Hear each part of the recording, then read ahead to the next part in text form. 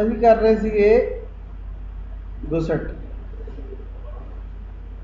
ਹੁਣ ਇਹ ਪੁੱਛਦਾ ਹੈ, ਕਹਿੰਦਾ ਬੈਂਡ ਦੱਸੋ ਕਿੱਥੇ ਲਗਾਣਾ ਤੁਸੀਂ।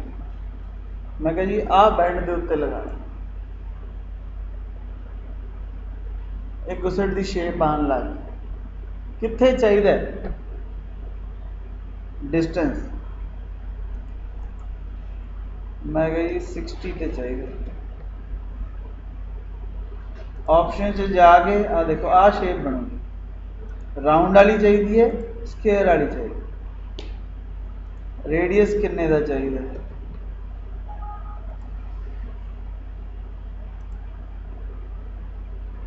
होर भी चीज़ां देनिया पैनियां। टेपर एंगल चाहिए कि नहीं चाहिए, 2 डिग्री टेपर दे देने हैं। डेप्थ कितनी चाहिए है, उन्होंने डेप्थ घट लग रही थी क्योंकि उन्हें यहो जी शेप बनानी है। देखो पिछों पिछों भी बनाता ते इधरों भी बनाता।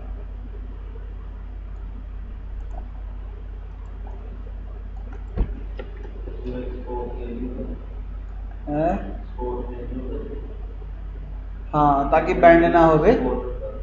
हाँ हाँ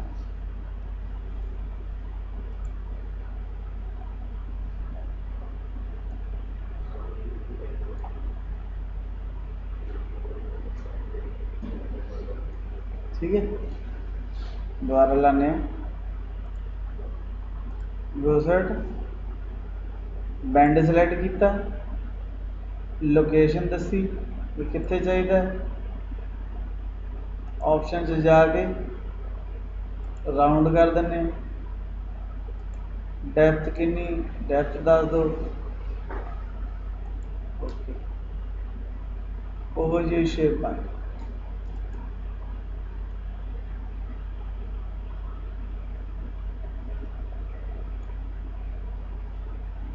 ठीक।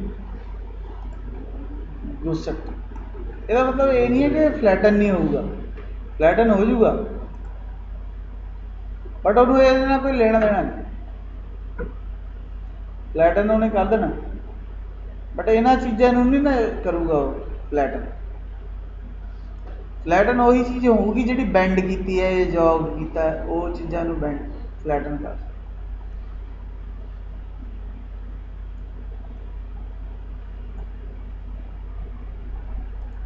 ठीक।